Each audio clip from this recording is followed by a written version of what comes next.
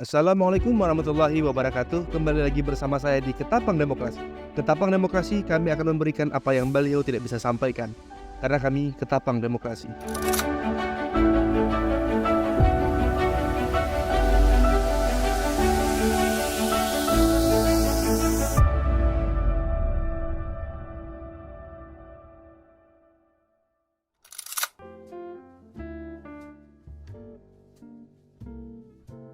Bersama saya adalah seorang caleg atau calon legislatif dari Partai Perindo, nomor urut 7 di Dapil 1.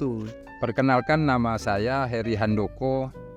Biasa kawan-kawan, tetangga, keluarga juga manggil saya dengan nama Bang Heri. Saya Dapil 1, caleg untuk di Kabupaten Ketapang, daerah Delta Pawan, Muara Pawan, dan Matan Hilir Utara. Oke. Apa latar belakang abang ingin calonkan diri ini, Pak? Bisa ceritakan? Ya, latar belakang dari keluarga saya, sebenarnya kami bukan dari kalangan politik. Jadi karena saya juga berpendidikan di sarjana ilmu politik, saya ngambil jurusan ilmu pemerintahan, terakhir bersekolah di Sekolah Tinggi Pembangunan Masyarakat Desa. Latar belakang kami juga sebenarnya bukan dari orang-orang yang dari elit pejabat juga, karena orang tua saya hidup dengan kesederhanaan, hidup dengan lingkungan agama, dan kami juga dilatih untuk bagaimana cara hidup bermasyarakat seperti itu. Jadi latar belakang saat ini saya dari SD, SMP, SMA, kuliah, dan saya juga bekerja dulunya di sebuah perusahaan sawit, terus ke NGO konservasi, terus Badan Nasional Penanggulangan Bencana, dan terakhir saya di Lembaga Kemasyarakatan Desa. Oke, lumayan banyak juga pengalaman abang. Ya. Untuk di bidang organisasi juga saya dari SMA itu terlibat di keanggotaan OSIS, ya. Terus di kuliah itu saya juga terlibat di Mapala, Forum Mahasiswa Nasional, juga organisasi-organisasi lain. Setelah itu juga saya sambil bekerja juga ikut berorganisasi, baik itu di Karang Taruna, itu baik organisasi di bidang sepak bola, ya, olahraga sepak bola, terus di organisasi-organisasi kelembagaan masyarakat desa seperti itu. Oke. Lalu apa yang membuat motivasi abang ini? Sekarang saya ini, lalu saya ingin mencalonkan diri nih. Apa yang latar belakangnya itu, Bang? Ya, yang memotivasi saya ketika pencalonan di pemilu 2024 ini adalah banyak dukungan dari warga masyarakat, karena terakhir saya sebagai ketua RT ini, doanya daripada warga masyarakat ya, mereka selalu berdoa bahwa Bapak kalau bisa jadi caleg. Nah, ini artinya motivasi yang saya dapat dari para dukungan warga, terus keluarga, sahabat, kerabat, dan juga ini menjadi momentum yang sangat ya, karena bersyukur juga alhamdulillah saya diberikan kesehatan, diberikan kesempatan ini, ya saya perjuangkan yang daripada aspirasi masyarakat nanti di parlemen. Oke, artinya merasa terpanggil lah ya. Ya, merasa dengan dukungan masyarakat seperti itu ya. Oke, apa nih Pak misi visinya apa tuh, bisa ceritakan Pak? Ya, untuk visi ya jelas kita di Dewan harus memiliki visioner ya. Visinya adalah Ketapang sejahtera untuk sumber daya manusia yang berkualitas dan unggul di sektor pembangunan, perekonomian, kesejahteraan, dan pemerintahan. Nah, artinya misi selanjutnya adalah bagaimana saya harus berorientasi besar terhadap masyarakat ketika aspirasi ini dibawa ke Dewan. Terus merangkul dan menampung semua aspirasi dari masyarakat ini untuk disampaikan. Dan mewujudkan terlaksananya tugas-tugas daripada DPRD nanti, karena di DPRD itu ada 4 bagian, karena di sana itu tersusunlah praksi, tersusun juga badan, tersusun juga komisi, dan produk hukum. Artinya nanti ketika saya ada di komisi kesejahteraan, nah artinya pendidikan ini yang harus saya kejar, dan kesehatan, terus sosial politiknya. Oke, tadi abang bilang tadi pendidikan yang harus dikejar nih Bang. Apa yang terjadi sekarang dan kenapa abang pikir bahwa itu yang penting untuk dikejar? Ya, ini sangat penting karena anak-anak dari usia SD, SMP, SMA ini harus terpantau. Mereka memiliki bakat, mereka memiliki potensi, mereka memiliki prestasi. Yang mana di sekolah itu bukan hanya prestasi secara akademis, tapi juga non-akademis. Pengalaman saya pernah mengirim anak dalam kegiatan Kick Andy Foundation yang ada di Bali. Itu sebuah lembaga kemasyarakatan juga yang bergerak untuk anak-anak. Jadi mereka saya kirim ke sana untuk ikuti gerakan sudah boleh, tapi itu non akademik. Nah, artinya mereka juga memandang sisi dari kehidupan anak ini secara prestasi bagaimana, secara akademisnya bagaimana, secara non akademisnya seperti apa. Jadi itu akan saya kolaborasikan sehingga pendidikan ini bukan hanya secara sekolahan saja, tapi juga di luar sekolahan, baik itu dia membidangi seni, sosial budayanya, terus olahraga, kepemudaan, ini sangat penting yang untuk dikembangkan. Terus sampai saat ini belum berkembang. Ya, karena Ketapang juga go public rasanya tuh ya, go public di tingkat nasional aja. Kalau nasional mungkin juga sudah ada sih SDM yang anak-anak kita yang berpendidikan, disekolahkan orang tua, bahkan dibeasiswakan, mereka punya potensi di situ. Nah, itu yang harus kita kembangkan sehingga Ketapang itu akan memiliki masa depan yang baik. Apalagi sekarang itu Indonesia diharapkan untuk Indonesia emas. Artinya dari sekarang kita sudah mempersiapkan itu di tingkat SDM, anak-anak yang berpendidikan. Nanti kalau misalnya abang terpilih nih, apa yang akan abang lakukan pertama kali nih? Ya, Apa terpilih? Ya, jelas visi dan misi itu harus terlaksana dengan baik sesuai dengan rencana awal. Jadi dalam sebuah perencanaan, dalam sebuah realisasi dan perwujudannya, dan itu dievaluasi. Nah, hasil evaluasi inilah yang masyarakat harus melihat transparansinya. Bagaimana ketika saya duduk di dewan, ini tidak ada silent, tidak ada ketertutupan. Nah, selama ini sosialisasi, edukasi, transparansi, partisipasi, dan lain-lain sebagainya, ini menurut saya belum optimal. Tetapi dalam kegiatannya itu memang sudah ada dari dulu, karena juga dituntut di dalam komisi pemerintahan ini harus tertata baik. Nah, yang saya temukan, salah satu kasus saya temukan bahwa penertiban administrasi penduduk ini penting karena ada penduduk yang tetap dan tidak tetap, dan status di dalam KK-nya ini harus sesuai dengan kesehariannya. Misalkan dia petani, tapi di KK dia tertulis karyawan swasta. Nah, ini ketika ada program-program pemerintah yang nantinya kita ada di dewan, ini tidak sinkron. Data perguna lah. Dapat guna. Artinya sosialisasi dan transparansi inilah yang harus dicapai oleh masyarakat. Misalnya nih bang, kalau misalnya abang pahit-pahit dia nggak pilih nih, ujung-ujungnya misalnya kurang lah suaranya gitu, abang akan lakukan apa nih bang? Ya, yang jelas pertama nggak usah merajuk. Kata orang Ketapang itu nggak usah merajuk, lalu kita ngedon dengan sikap yang sudah selama ini kita perbuat di masyarakat. Saya terus berjuang. Walaupun saya tidak ada di dewan nantinya, saya juga terlibat di politik. Kenapa? Karena saya juga anggota politik. Di partai politik saya dituntut berperan aktif di dalam masyarakat. Apapun itu kegiatan.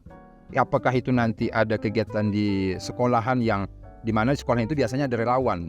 Nah, relawan-relawan inilah yang kita rangkul untuk generasi seterusnya. Kenapa?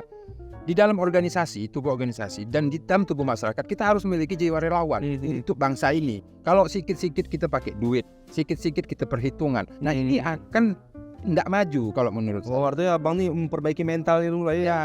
Jadi saya terus dorong, terus lakukan hal-hal yang bersifat seandainya masyarakat butuh bantuan saya tetap bergerak seperti itu. Oke, nih saya lihat nih di baliho abang tuh ada slogan bang ya? Bisa disebutkan slogannya dan dijelaskan bang? Ya, ini slogan saya itu sengaja saya tulis karena juga itu bagian dari salah satu visi. Dijelaskan dulu, bunyinya gimana bang? Ya, bunyinya adalah setulus hati bersama rakyat untuk Ketapang sejahtera. Nah, maksudnya gimana tuh bang? Ya, itu artinya dengan pelayanan publik. Ketika nanti saya duduk di dewan, artinya masyarakat yang memiliki kedaulatan penuh sebagai rajanya, kita sebagai pelayan, ini yang paling penting. Kenapa? Di dalam slogan itu tadi ada setulus hati bersama rakyat. Nah, artinya dalam pelayanan ini setulus hati dengan penuh, akhirnya tidak ada yang namanya corruption, tidak ada yang namanya KKN tadi. Sehingga dengan setulus hati kami sudah digaji oleh masyarakat, kami sudah dianggarkan dari anggaran masyarakat. Ini harus kami fungsikan sehingga Ketapang yang terwujudnya sejahtera tadi karena pelayanan publiknya yang unggul. Oke, maksud saya penasaran deh, maksudnya dengan setulus hati itu memang dari kita nih Bang. Tapi bagaimana caranya Abang bisa menunjukkan Abang setulus kepada masyarakat? Kan masyarakat yang nilai nih, Om. Ya, Masyarakat yang melihat Abang memang bisa ngomong, saya setulus hati. Ya. Tapi bagaimana cara Abang menunjukkan ke masyarakat bahwa Abang memang tulus itu gimana tuh Bang? ya.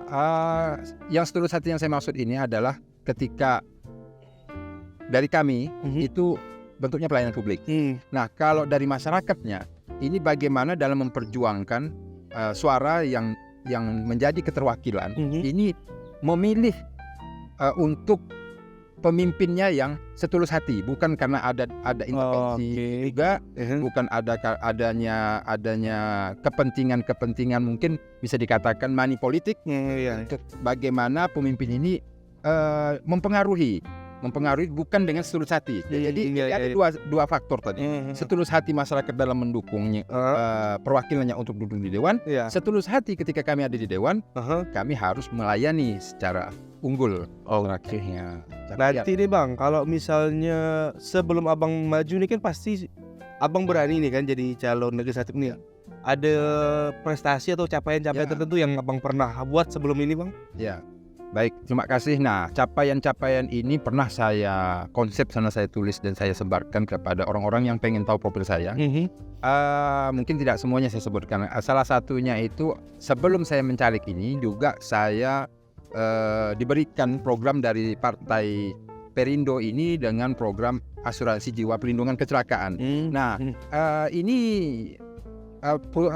asuransi ini sangat bermanfaat dan berfungsi kepada masyarakat yang mana saya sebagai caleg ini harus amanah juga untuk menyampaikan program ini kepada masyarakat. Jadi dikasih ke maksud kader Perindo saja atau ke semua masyarakat? Gimana Bang? Untuk semua masyarakat dalam hal kita juga perlu dukungan, artinya program-program ini harus terlaksana. Itu dengan setulus hati mereka melihat bahwa ternyata caleg ini sebelum dia duduk, dia sudah bikin program dan itu direalisasikan. Nah, salah satu bentuknya itu kartu asuransi jiwa perlindungan kecelakaan secara gratis yang diberikan. Gratis. Tapi ini diberikan hanya untuk orang yang dukung Perindo atau ke semuanya Bang?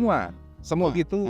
Artinya mereka bisa melihat program apa yang caleg ini dari partai apa. Nah, artinya kami juga harus memunculkan produk itu bahwa asuransi ini yang dimiliki oleh Bapak Haritanu selaku dia memiliki MNC Life dan dia koneksikan bersama partai karena di partai ini juga kita mencalonkan backgroundnya partai disinkronkan sehingga masyarakat mendapatkan program itu. Nah, program-program yang lain yang pernah saya urus misalkan sertifikat wakaf untuk dilegal hukumkan agar hibahnya tadi ini benar-benar memiliki produk hukum yang jelas. Wakaf. Dan saya juga pengurus nazirnya. Saya juga mengurus sertifikat pasum. Nah, penting juga sertifikat pasum ini seperti dari pemilik tanah itu melepaskan haknya untuk jalan, haknya untuk drainase parit. Nah, ini dibikin juga. Sekarang itu telah diatur di dalam peraturan Bupati tahun 2020 tentang PSU, Pelaksana Otoritas. Nah, ini yang masih banyak belum dilakukan. Nah, ke depan saya juga ini diperkuat dengan legal hukum, dengan produk hukum yang kuat agar masyarakat, agar pemerintah itu tidak terjadi bentrokan lah, miskomunikasi lah kali ya. Karena salah satu contoh ketika dibangunnya jalan, ternyata jalannya itu kena pagar. Pagarnya itu masuk ke jalan. Nah, terus masalah drainase yang ada di depan rumah dan drainase yang berbatasan dengan jalan. Nah, kadang ditutup. Nah, terus drainase yang di belakang rumah kadang-kadang masyarakat itu tidak konsisten dengan hak milik dia bangun lagi untuk tampiran belakang itu untuk pelantaran kata orang. Nah, artinya itu bukan hak.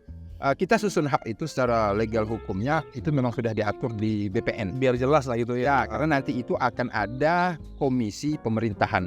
Itu salah satunya pertanahan. Yang akan Abang dorong ya. Oke, sip. Terakhir nih sebelum kita tutup nih Bang, ada yang mau disampaikan kepada para penonton Ketapang Demokrasi Bang? Ya, silakan. Tapi maaf jangan kampanye Bang. Silakan. Terima kasih. Pemilih cerdas adalah pemilih yang memiliki integritas tinggi dalam menentukan perwakilannya di dewan. Harapan saya, pilihlah mereka sesuai dengan apa yang sudah mereka perbuat dan mereka lakukan dalam hal untuk memajukan daerahnya. Dan ini perlu diperjuangkan karena juga selama ini aspirasi-aspirasi itu tidak terwujud. Salah satunya musyawarah rencana pembangunan. Kadang-kadang musyawarah itu tercapainya di tingkat RT itu akan tercapainya di tingkat desa, akan tercapai juga di tingkat kecamatan, dan itu menjadi skala prioritas yang akan kita usulkan di dewan nantinya. Nah, itu masuk dalam pokok pikiran seperti itu. Jadi pilihlah calon keterwakilannya di dewan nanti dengan orang-orang yang memiliki integritas tinggi. Oke, sip. Itulah akhir wawancara saya dengan seorang calon legislatif dari Partai Perindo nomor urut 7 Dapil 1 ya Bang ya.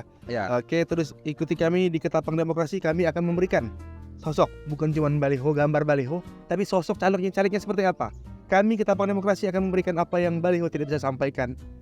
Ikuti terus kami sekali lagi di Ketapang Demokrasi. Assalamualaikum warahmatullahi wabarakatuh. Waalaikumsalam warahmatullahi wabarakatuh.